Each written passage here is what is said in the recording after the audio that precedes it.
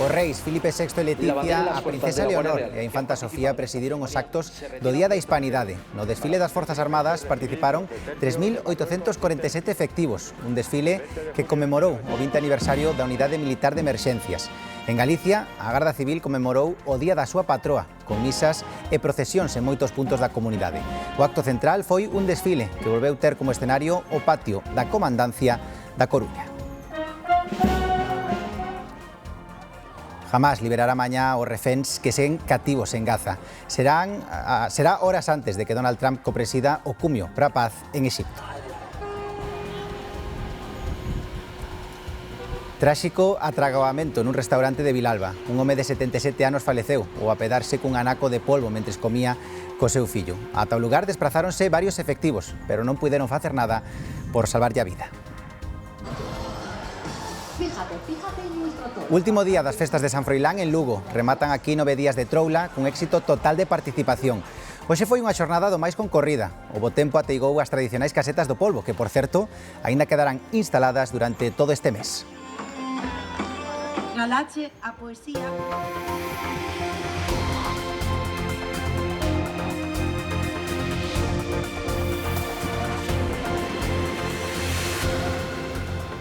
Saúdos, que tal? Boas noites. No desfile militar en Madrid para celebrar o Día da Festa Nacional participaron case 4.000 efectivos. A exhibición aérea tivo que reducirse por mor da escasa visibilidade. Pero milleiros de persoas encheron as rúas da capital para ver o acto de preto, un evento que este ano contou ca familia real o completo, despois de 4 anos. Os reis presidiron o desfile militar da Festa Nacional xunto á princesa Leonor vestida co uniforme de gala como alférez do Exército do Aire e do Espazo e a infanta Sofía. A súa chegada á praza de Cánovas del Castillo saudaron o presidente do goberno, a ministra de Defensa e o resto de autoridades. Despois os reis recibiron as honras militares.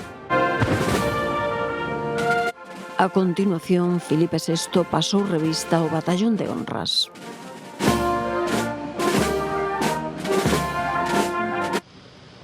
Tras saudar os ministros, presidentes autonómicos e autoridades militares, comezaba o acto co salto da patrulla acrobática de paracaidismo do Exército do Aire e do Espazo coa bandeira de España de 24 metros cadrados de longitude e 15 kilos de peso.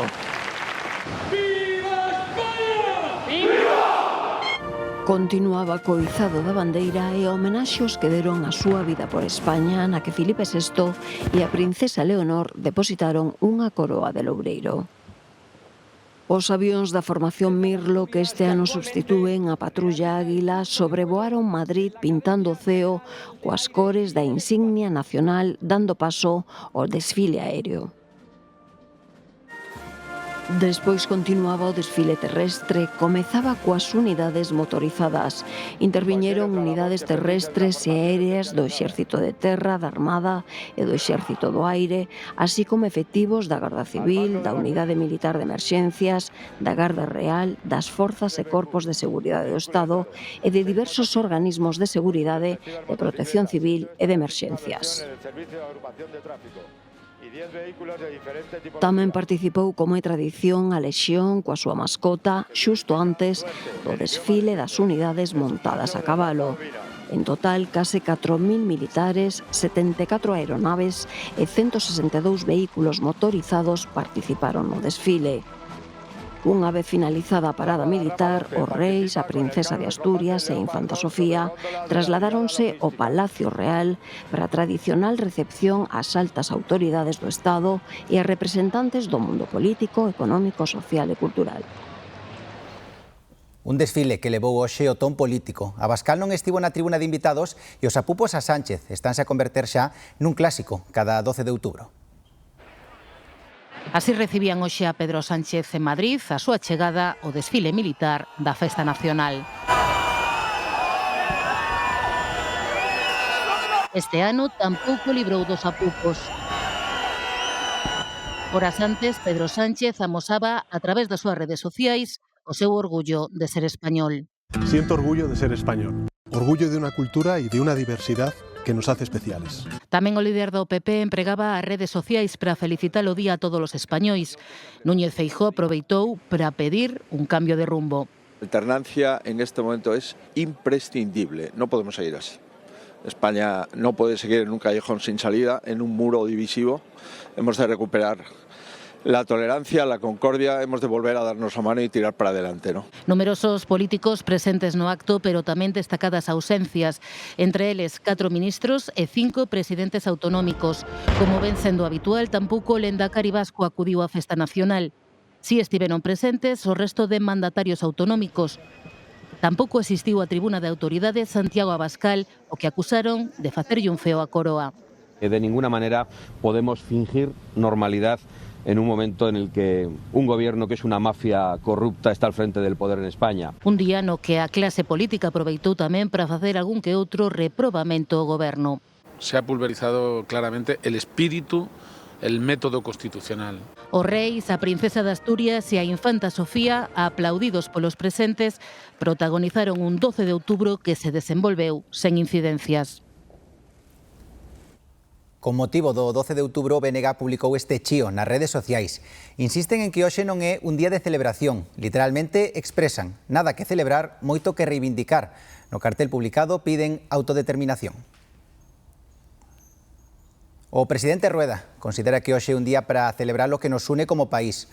Un día escribe nas redes sociais para recoñecer as nosas forzas armadas e reivindicar o papel de Galicia nunha España plural e cohesionada. O presidente da Xunta participou nos actos do Día da Hispanidade. Despois do saúdo oficial, o rei Filipe observou o desfile das forzas armadas xunto a outros presidentes autonómicos. Tamén acudiu á recepción no Palacio Real. Alí foi recibido polos reis, a princesa de Asturias e a infanta Sofía. En Galicia, a Garda Civil uniuse aos actos conmemorativos do Día da súa patroa. Houbo misas e procesións en diversos puntos da comunidade. O acto central foi un desfile que volveu ter como escenario o patio da Comandancia da Coruña. Durante a cerimonia, entregáronse as ordes do mérito da Garda Civil e realizouse a tradicional homenaxe aos caídos. O acto estivo presidido polo delegado do Goberno, Pedro Blanco, acompañado de outras autoridades civís e militares.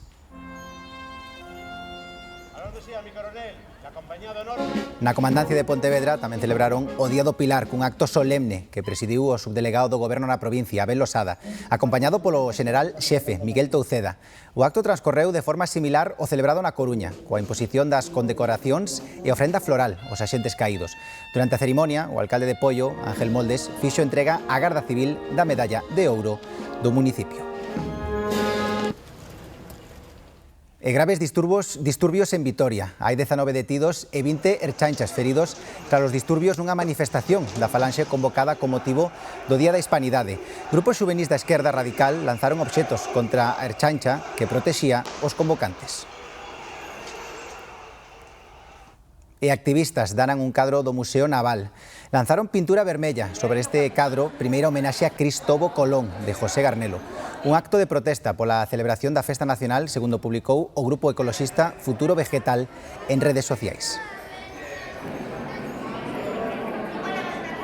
E non foi a única protesta. Desta vez unha agrupación pro-palestina obrigou a desaloxar a sala do Guernica do Museo Reina Sofía. Unha vintena de activistas sentáronse fronte á obra de Picasso. Os visitantes estiveron fora uns 20 minutos. En Gaza continúan chegando os camións con axuda humanitaria, mentres dende Israel agardan que os reféns secuestrados por Hamas sexan liberados a primeira hora de mañá luns. Marcos Méndez. Si Netanyahu acaba de falarlle ao país para dicirlles que esta é unha noite de ledicia e de unidade.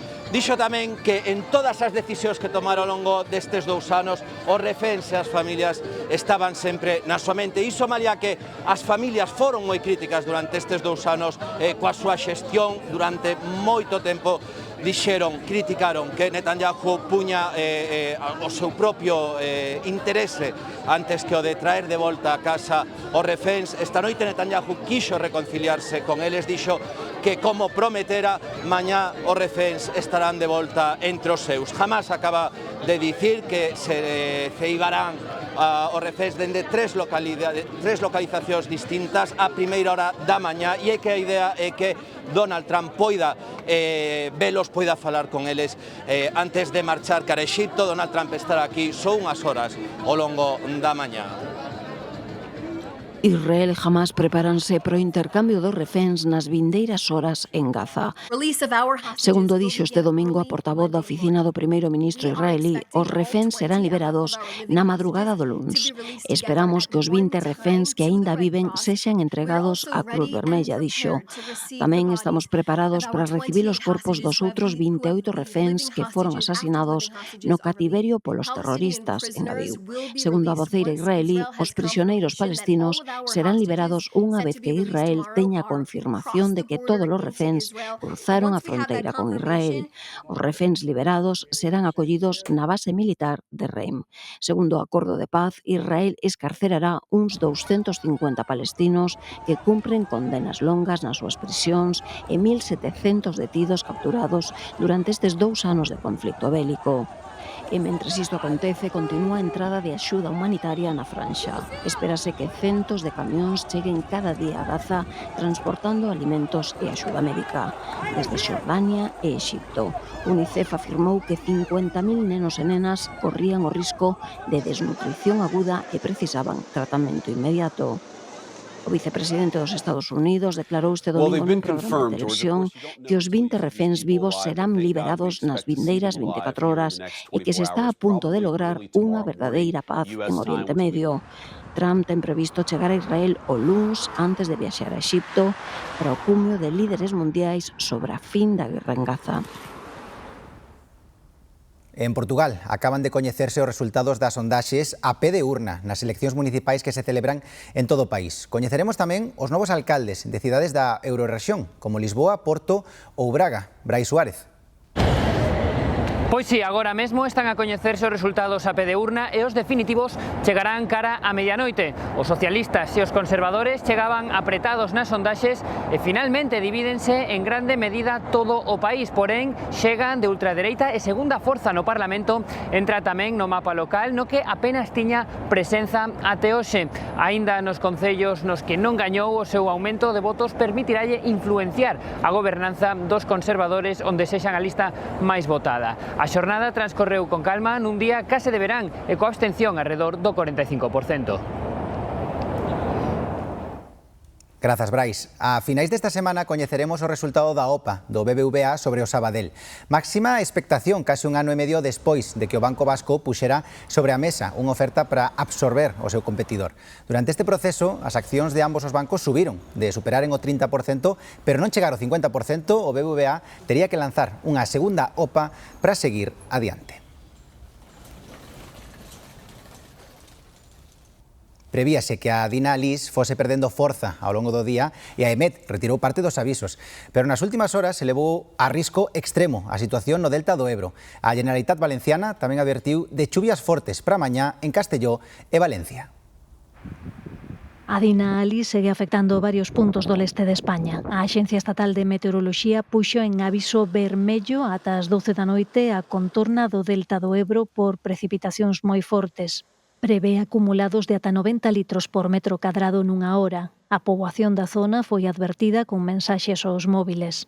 A Generalitat Valenciana tamén actualizou as súas alertas e puxo en aviso laranxa para este luns o litoral norte de Castelló e o litoral de Valencia, e en amarelo boa parte do resto da comunidade.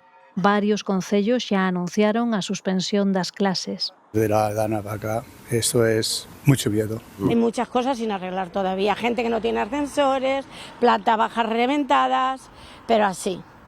Nas Illas Baleares, a EMET retirou os avisos, pero este domingo aínda hubo que cancelar ou desviar varios voos en Eivisa e as inundacións ocasionaron novos cortes de estradas, entre outras incidencias.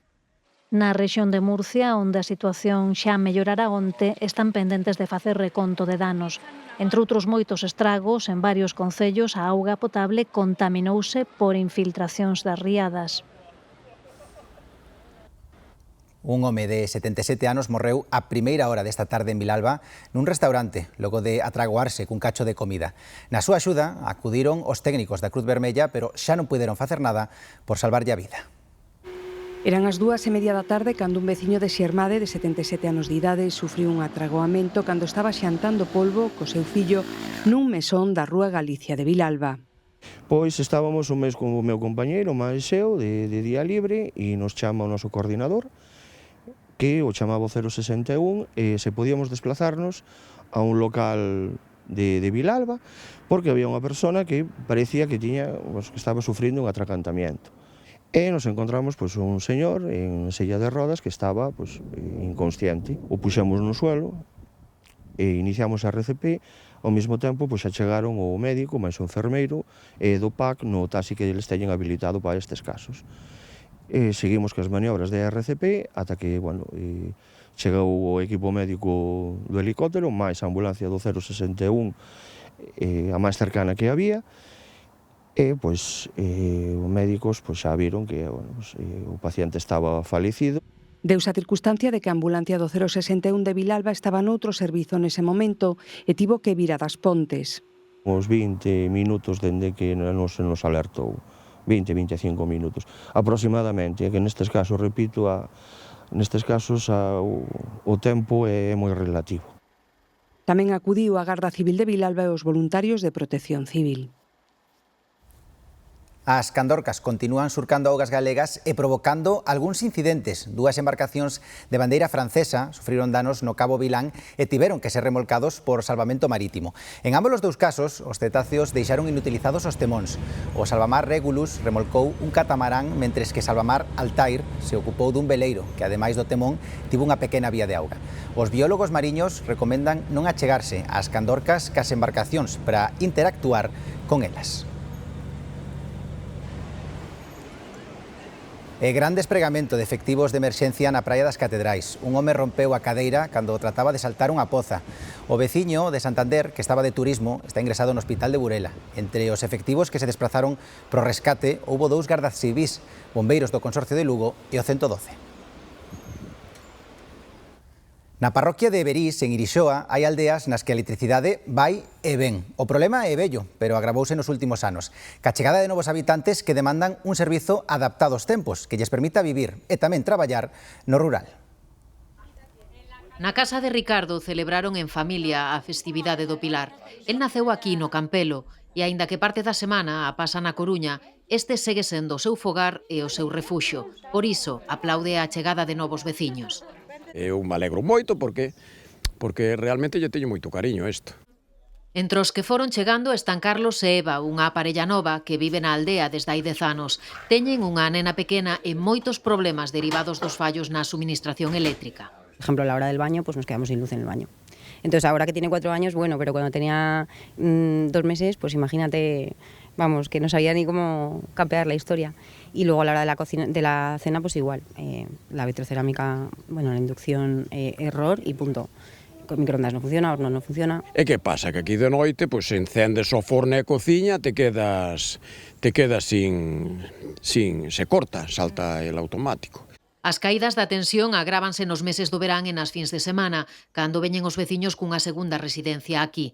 Carlos xa denunciou as deficiencias do servizo hai 9 anos. Daquela a distribuidora envioulles un técnico que adiantou unha posible solución.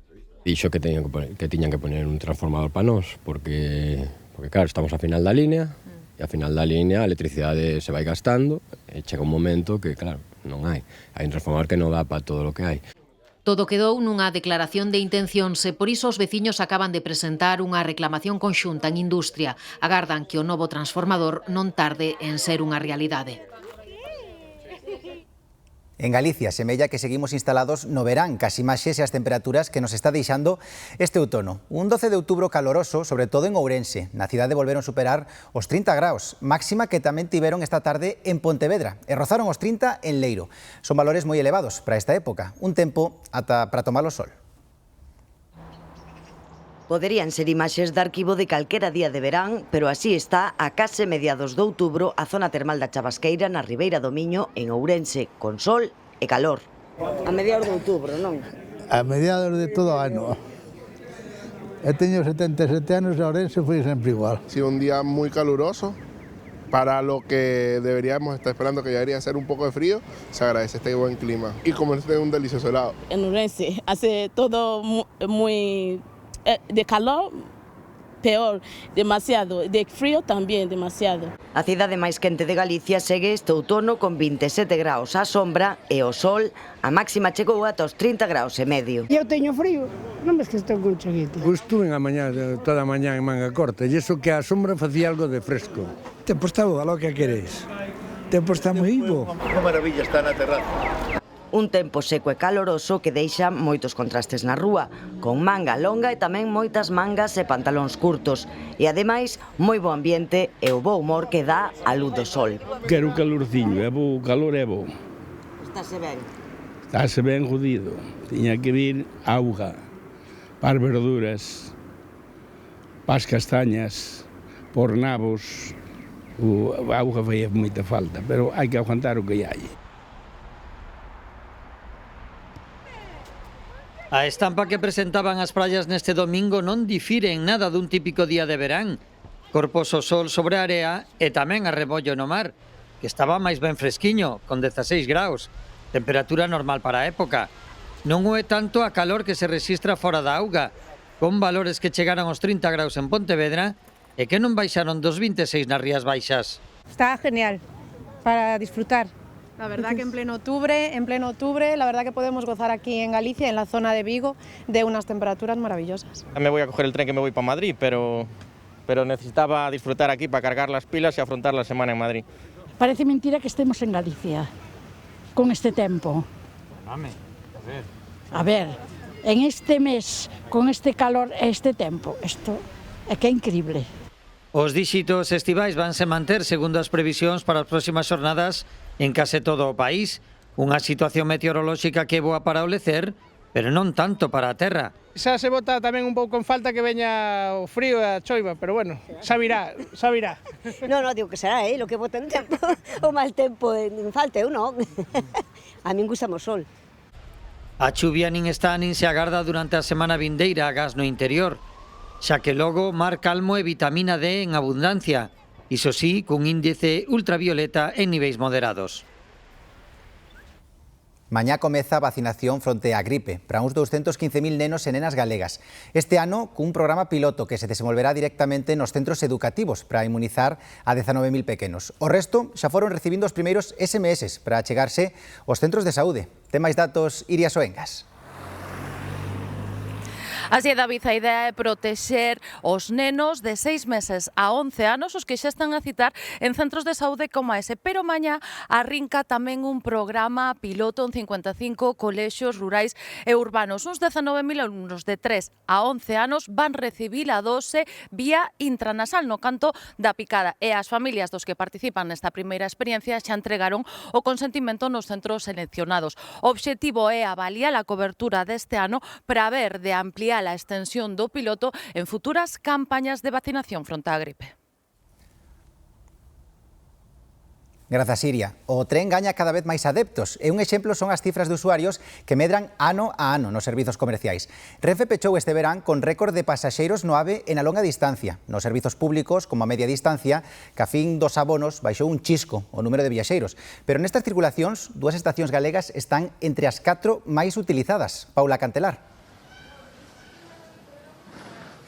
Efectivamente, David, así é. Estamos precisamente na estación de Santiago de Compostela, que é a terceira de España que máis viaxeros chegaron neses trens de media distancia convencionais. É a cidade veciña da Coruña que ten a estación número 4 nese ranking de estacións as que chegan máis viaxeiros por ese tipo de transporte. E solamente son superadas pola de Barcelona e a de Sevilla nestes trens de media distancia convencionais. Renfe, ademais, tamén quixo dar parte este verán das consecuencias dos lumes nas súas comunicacións. Do 12 ao 20 de agosto houbo cortes parciais e totais en 186 circulacións entre Galicia e a capital de España. En concreto, entre o 14 e o 19 suspenderonse as comunicacións entre Galicia e Madrid, o cal afectou a máis de 60.000 pasaxeiros que tiveron que realizar viaxes alternativas para poder chegar á capital de España ou á comunidade galega. En este verán, no que Renfe alcanzou a cifra de 8,4 millóns de viaxeiros, aquí en todas as estacións galegas superouse con moita distancia o número de viaxeiros no mesmo intervalo do pasado ano. De feito, a que máis medrou foi a da Coruña, en máis dun 90% de incremento no número de viaxeiros. Grazas, Paula.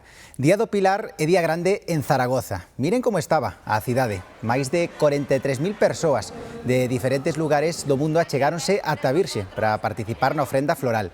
Unha cita marcada pola emoción e, como vemos, por unha participación masiva. 5 comunidades alongan esta fin de semana cun día máis o trasladar o festivo para mañá. E iso percíbese tamén na nosa comunidade en Galicia. Os viaxeiros sorpréndese tanto como a nós deste outono de bo tempo nos que xa levamos semanas e aproveitan para coñecer o país. Unha fin de semana máis que a zona bella de Compostela presente esta imaxe. O acento que se lles escoita aos turistas lévanos ao sur da península e a explicación témola no calendario. O noso festivo do domingo para moitos trasladouse ao luns. Así que non hai presa por marchar. Estamos sorprendidas eso de que no, mañana no fuese aquí fiesta, porque nosotros sí lo tenemos al caer el domingo, el lunes lo tenemos festivo. Nos vamos mañana ya para Badajoz y bueno, muy contenta de estar aquí, esto es precioso. Aragoneses, andaluces, asturianos, leoneses e extremeños aproveitanse do bo tempo que temos e non só para visitar Santiago. Destinos máis estivais como as Cíes seguen cheos. Continuando co bo tempo, continuamos tamén coas viaxes diarias. É dicir, a xente que quedou fora nesta ponte porque completouse o cupo das Illas Cíes como era esperado, teñen posibilidade de visitalas pois luns, martes, temos viaxes diarios ata finales de mês, polo menos. Así que enlazaremos unha ponte con outra e chegaremos a Santos coas reservas feitas, confiando en que o verán de San Martiño nos vai achegando a Nadal. Hai moitos motivos para visitar Betanzos e, sen dúbida, un deles é probar a súa afamada tortilla. 14 locais aspiran a elaborar a máis saborosa na Semana da Tortilla cos mellores produtos de proximidade e unha receita sinxela que xa lles adiantamos, non se enfade ninguén, non admite cebola. Un grupo de estudantes italianos comparte a súa primeira tortilla betanceira. Na mesa contigua tamén se estrea na experiencia unha parella de Salamanca que está en Galicia de escapadela. Está como crujiente por dentro, pero luego muy sueltita, muy fluida y no sé, muy buen sabor. Está muy rica, me gusta y la probé también en Santiago de Compostela y Coruña, pero aquí es mejor. Saímos da Vinoteca Versalles para chegarnos ao Casanova. As portas do restaurante dabo a conta dunha tortilla a un grupo de amigos entregado a unha misión catar as tortillas dos 14 locais que se presentan ao concurso este ano. Pois é un pouquiño, pois eso, que estás acostumbrado cada un que di a tortilla de miña nai é a mellor, non? Pois esta, pois pode ser que sea mellor que a de miña nai. Non está cruda, que a xente sempre ten esa idea de que é unha tortilla que está pouco feita, pero non é unha tortilla que se desparrama, ni moito menos. Esa é precisamente unha das características da tortilla de Betanzos, que o ovo que de solto non é do gusto de todos. Dime, no, é que me dá non sei que a vista, eu sempre digo, pois cerra un ratiño os ollos e proba, porque é un gustazo, é como se cando, eu sempre lles digo que é como cando mollas un ovo frito, a xente pensa que o ovo está crudo, non está crudo, está cociñado. Nos fogóns do Casanova elabora as tortillas vanesas sempre con produto de proximidade e de calidade. A materia prima importa tanto como a man da cociñeira. Non hai segredo, sabes, dalle a volta rápido, as pataquiñas ben fritas, ben quentiñas a sartén para que no momento xa cuase rápido, nada máis. Nada máis que ovos, patacas, aceite e sal. En Betanzos, o eterno debate non existe. Non hai debate. A cebola normalmente a xente lle botaba para darlle jugosidade e a nosa jugosidade a dá o ovo, tal como está feita. Os comensais poden votar pola mellor tortilla durante toda a semana. Coñeceremos a gañadora o próximo domingo. E fíxense agora que manxares. A Festa do Marisco do Grove botaba hoxe o fecho despois dunha semana e media de celebración e fixo superando as súas propias cifras de récord, cas navallas, as tamburiñas e o polvo, como os petiscos máis solicitados. Nun día solleiro de festa con produto de calidade nun paraíso atlántico de Rías Baixas, pouca sorpresa é que a Festa do Marisco do Grove supere os seus propios rexistros. Con case 180.000 racións vendidas na semana e media que dura o evento, desta volta bateuse a cifra de recadación das 62 edicións que ven celebrando esta festa de interese turístico nacional, e non é para menos. A comer marisco. Despois xa veremos, o mellor é a mar de marisquiño. Yo tengo un sabor en la boca que siempre me gusta todo. Aumentou a asistencia estranxeira e consolídase o turismo nacional. De Tenerife Sur, Requena de Valencia. O polvo, as zamburiñas, as navallas e o arroz de mariscos foron os petiscos preferidos dos asistentes hoxe, pero para nada os únicos. De todas las cosas que nos gustan, navajas, zamburiñas, los camarones, la empanada, ¿qué más hemos pedido, Ana? Las vieiras. Llevo 2 años viniendo a la feria y las zamburiñas sin duda. A mí la vieira espectacular. Todo buenísimo, recomiendo a todo el mundo venir. A festa do Marisco do Grove botaba o fecho hoxe cunha sensación de satisfacción entre os asistentes, pero tamén de que o ano que ven pode ser aínda mellor. E continuamos pechando festas, neste caso unha nova edición do San Froilán en Lugo. Esta noite aínda queda concerto e verbena por diante. Para os máis larpeiros haberá polvo nas casetas durante todo o mes. E os cativos tampouco terán queixa, porque mañá, a pesar de ter escola, as barracas estarán abertas e ademais con prezos reducidos. Non, Demetrio Morenza. Sí, esa é a novidade precisamente deste ano, porque por primeira vez hoxe remata as festas de San Froilán. Por primeira vez decíamos que mañá atraccións barracas como estas para os máis cativos, para os nenos e as nenas, poderán abrir. Eso sí, o acordo que se chegou no seu día co Concello é que abren coa condición de que sexan máis baratas. O acordo era que falaba da metade do prezo, entre 2 ou 4 euros costarán as atraccións ao longo de toda a xornada de mañá, algo que os pais e as nais, que son os que pagan, recibían con ledicia. Agradecen esa desconto para unha xornada, pero piden que se puderan prolongar máis días esos descontos, porque para a economía familiar iba a ir moi ben. Remata unha nova edición das festas de San Froilán e hoxe cun un cheo rotundo por toda a cidade. O Domingo das Mozas é un dos días grandes das festas de Lugo. Coa mostra de música e do traxe tradicional, é o momento de saír coas mellores galas. A tradición sigue como ten que ser. O Domingo das Mozas é un día que en Lugo de toda a vida gusta vestirnos, presumir, e aí subimos. Madrugamos, aínda con resaca da noite anterior, pero hai que vir. Co concerto de Guadi Galego e a verbena na Praza Maior remata unha semana longa de festa, con espectáculos e actividades de entretemento para todos. Aunque as barracas van seguir abertas este luns a prezos reducidos para desfrute de maiores e pequenos. Me pareceme genial porque podemos traer, bueno, forramos un pouquiño. Algún que eu directamente só teño un, pero bueno, os que teñen máis, pois... El año pasado creo que estaban a 4 euros e algo, este año están casi a 6, en muchas. En las que tienes que subir con ellos, como son la noria o el ratón vacilón, que se monte un padre implica que son 12 euros una vuelta que son menos de 3 minutos. Pero, sí, pero rapaces fais o que sexa, un esforzo o ano faise, pero non moito máis, menos mal que só é unha vez o ano, as festas de San Froilán. Como a outros anos, as casetas do polvo non se desmontan ata que remate o mes para poder seguir atendendo a clientela. Vimos todos os anos.